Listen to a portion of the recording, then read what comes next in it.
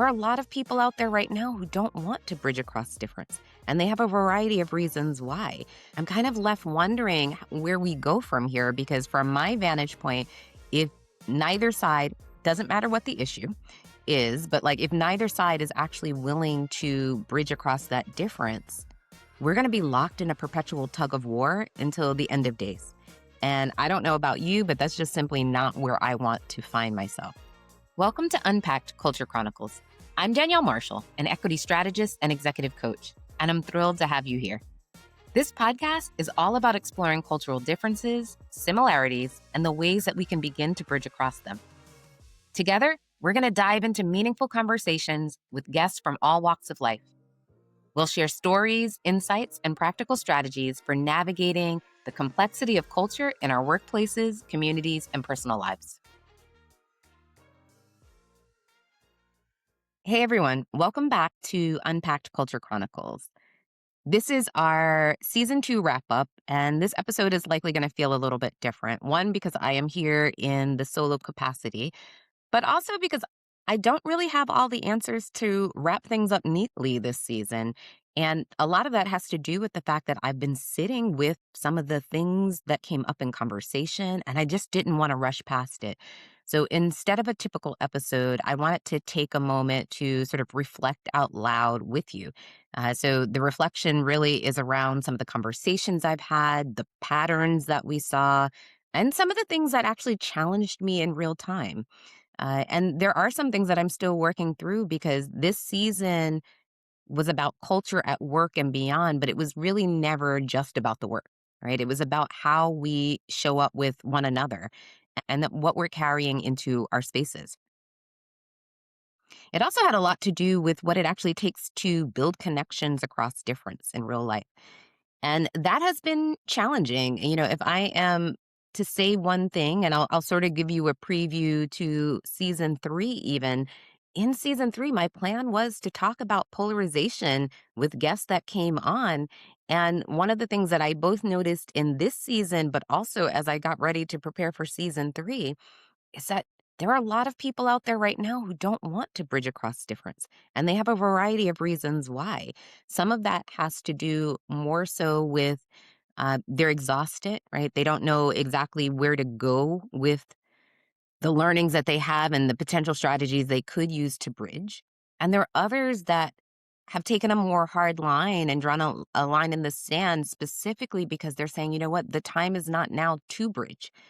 People have crossed lines of morality, and I don't really want to come to the other side and meet you halfway because there is no concession I'm willing to give in this moment. And so as I hear that, I both respect and understand both viewpoints that are being brought into the conversation. And I'm kind of left wondering where we go from here because, from my vantage point, if neither side, doesn't matter what the issue is, but like if neither side is actually willing to bridge across that difference, we're going to be locked in a perpetual tug of war until the end of days. And I don't know about you, but that's just simply not where I want to find myself. And so that is just sort of a preview again of what I'm thinking about for season 3 and how I might even handle that and where this conversation is going to continue to go moving forward. So today feels like less of a conclusion and more of a pause. And if you know me well, you know that I am a fan of the pause because I think the pause allows us to take just a moment to look back, to think about where we are, and pull some threads together that are going to be useful for us. Like, we have to be intentional about how we're thinking about things. And I'm hoping today maybe I can leave you with a couple of questions to carry forward as you continue on your journey. So let's get into this today. Now, again, as I've been thinking about how to close out this season, I kept coming back to this feeling more than anything else. And it's not even a fully formed thought. It's just really more of a question that's been sitting with me.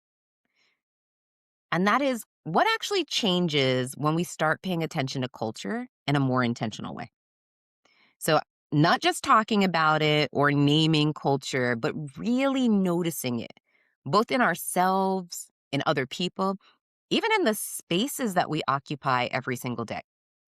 So when we think about this season, it was all about culture at work and beyond. And ultimately, even in this time where there are some people trying to dismiss the importance of culture, why it still mattered.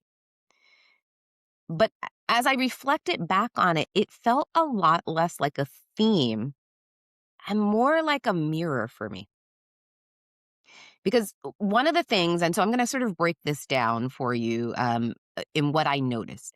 So the first thing that I really was reflecting heavily on was that there is curiosity, which is something that I will always talk about, but there are also the parts that we don't talk about when we're discussing curiosity. This is something that is really important to me. If you watch the videos, you see my sign behind me that says stay curious. It's really important to me. But what I appreciated about this season is it became really important to a lot of other people.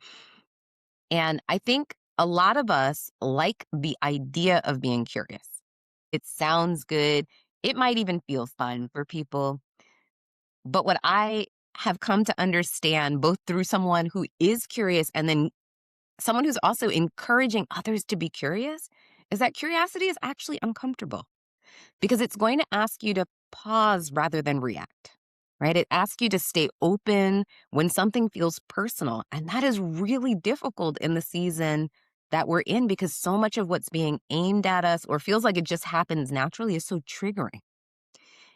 And the other thing I think about when it comes to curiosity is that it asks you to question things that you have been certain about for a very long time.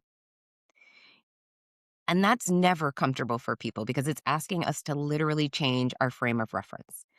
And I had a few moments this season where I caught myself thinking also like, yeah, this is where the rubber meets the road. This is where curiosity is going to get hard. Another thing that stayed with me for this season was just how often we talked about professionalism. And not necessarily in the way that you typically hear it, but I heard a lot of that questioning of professionalism in people asking who decides what professional even means, right? And more importantly, who actually has to adjust themselves to fit into that? Because when you start paying attention, you realize that a lot of what we call professionalism is just simply a preference. And not everyone's preferences are centered.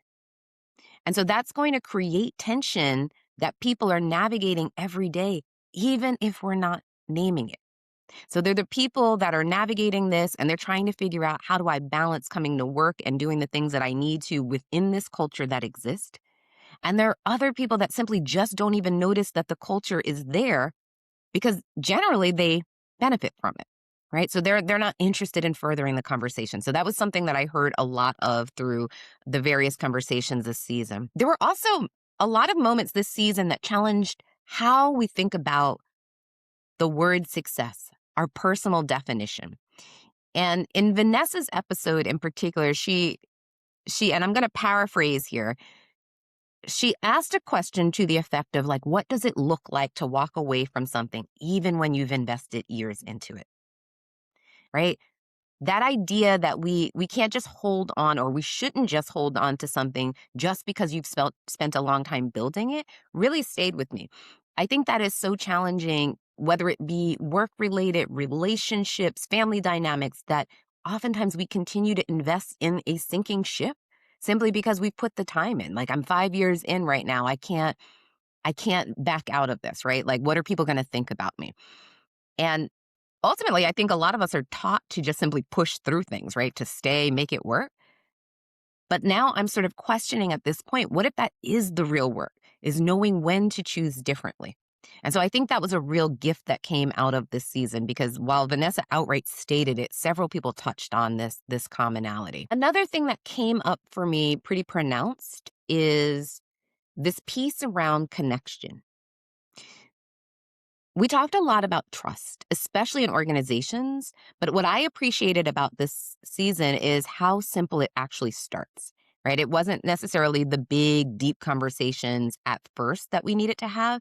It's oftentimes the smaller ones, right? It's being able to say, hey, how was your weekend?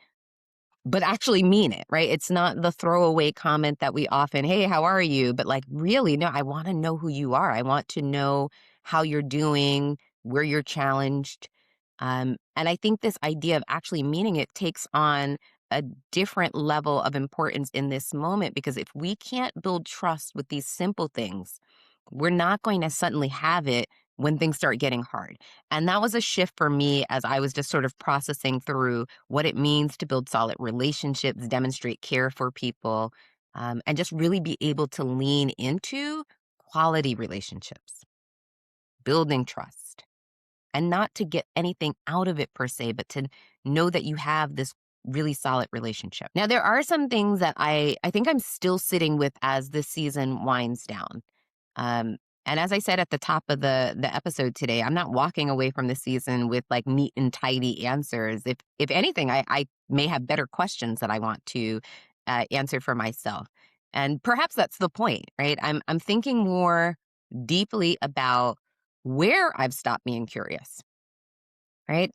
I think that that's something that's been coming up for me both as I listen to some of the guest episodes, as I work with my coaching clients. There are moments where we're no longer interested in being curious. And like, what is triggering that response? I'm also sitting with this question of where I've made assumptions without realizing it, right? And where I might be unintentionally reinforcing the very things that I say I care about changing.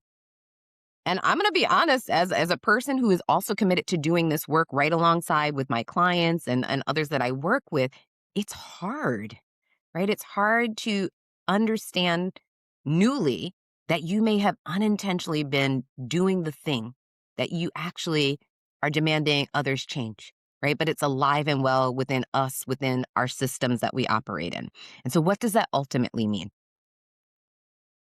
So, as we wrap up this season, it also feels important to mention that one of the strongest reflections I had is that growth really isn't always about acquiring new skills.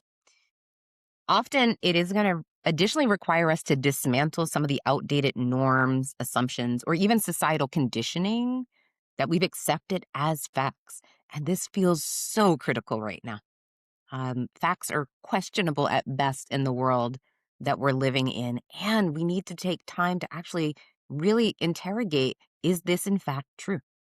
So I wanted to share some of the things that I added to an unlearning list, both for me to focus on personally, but also that I am going to be bringing into coaching engagements. And in this unlearning list, these are the key mindsets that I'm actively working to leave behind. And the first is, and I touched on this earlier, it's unlearning professionalism as a gatekeeper. So for too long, professionalism has really been used as a gatekeeping tool. It is often delivered with a smile. It dictates how we should look, sound, and show up. And I personally, I'm done with the code switching, or the need to perform for the comfort of others. And Robin actually reminded us of this in her episode. If you show up performing, you will be exhausted trying to maintain that performance every single day. And so our authenticity is always going to shine brighter than a performance.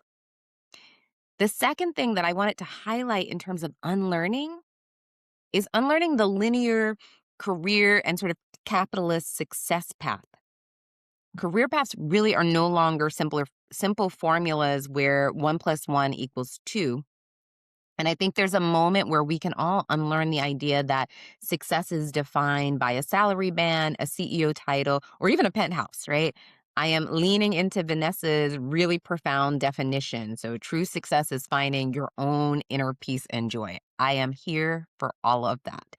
And perhaps the most powerful lesson in pivoting is not holding on to a mistake just because you spent a long time making it.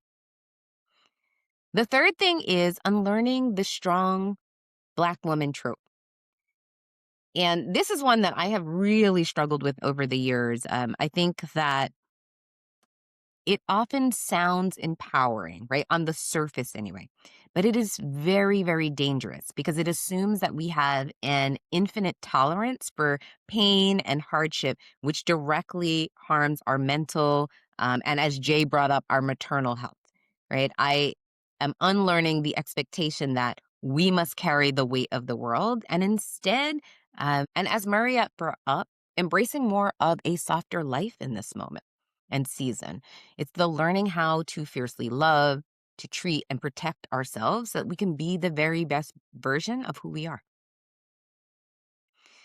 Something that is not maybe a new unlearning for me, but is definitely a journey that I have been on is unlearning transactional networking, right? When we're talking about true organizational resilience, this is not going to come from very rigid structures, but it does come from trust.